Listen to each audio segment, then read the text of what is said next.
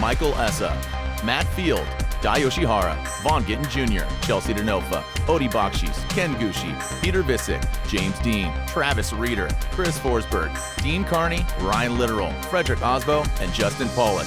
These are the gladiators, and the stage is set.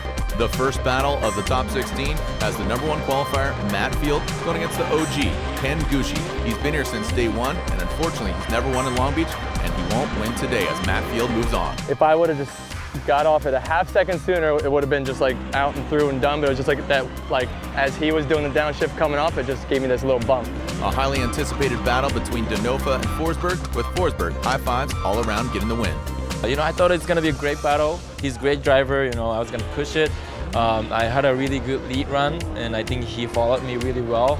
And when we switch, when I follow, I know he's fast. I wanted to put my car right next to him from the beginning, but I just misjudged, and it was a really stupid mistake.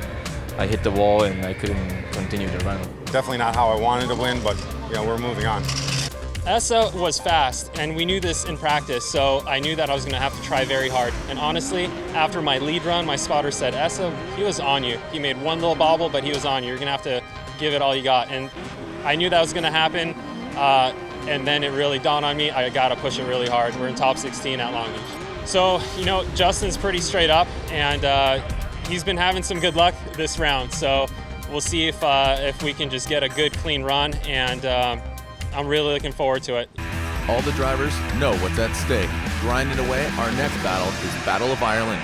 This isn't just for the win, this is for bragging rights. These guys are friends off track, but now, on track, no holds barred. James the Machine Dean, defending champion, going against his friend Dean Carnage Carney. Carnage Carney debuting a new engine at this track and for the season. These two drivers have so much driving experience together, they get pushed to the limit, so they go one more time. That's when literally and figuratively, everything starts to heat up. He spun out in the first corner behind me, and just on my transition, my car switched off. We think it was the nitrous, and we put in a hard but decent chase run. But it's going to be a fight, it's hard work, but we're trying our best. So we were going out there with everything we had a decently clean lead run. It wasn't perfect. I was a little bit late in turn 2, but it was enough for us to give us a slight advantage going into run 2. Chasing Ryan, I was pretty close on him, and luckily for me, he missed the last inner a little bit, where I was able to finish off all the way by his side. And that's always a good feeling, being able to put an exclamation mark to the run like that. So we move on into the top 8, super stoked. I was happy. He was having a really good line. He just bounced off the wall of the first touch and go zone once, and it was cool to watch it from the inside actually. I managed to stay behind him, and in general I'm excited about top 8. Kind of pinballed myself around. I bumped the first wall, bumped the second wall.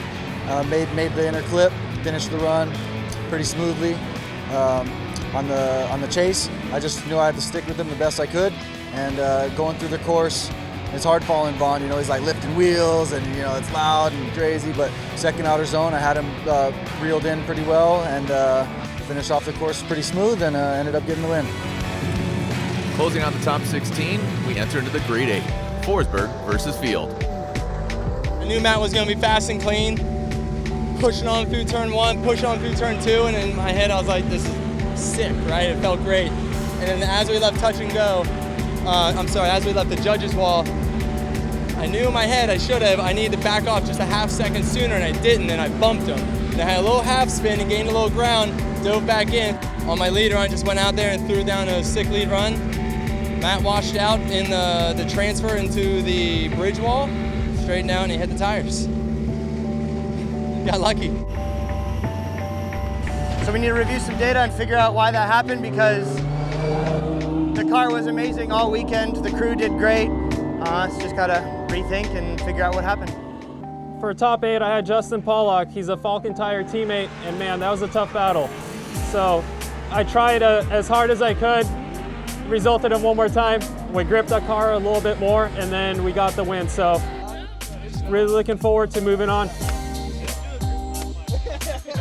We tried to give the boost as much as we could, but while chasing Frederick, I couldn't keep the car drifting because We had so much grip in the car because I didn't want to take that away, but the car didn't have enough power for the grip it had without the nitrous. So like we're down to probably 650 horsepower, which is a lot of power, but not enough for the grip we run these days. So I tried my best at what we had, and yeah, I definitely want to come back fighting at the next event. I can't even describe like how I feel right now. I mean, I feel like that was my best chase run on this track that I've ever done, and super amazing feeling to go up against some of the best in the world here on the streets of Long Beach, and to come out with the victory. I mean, I'm at a loss for words right now.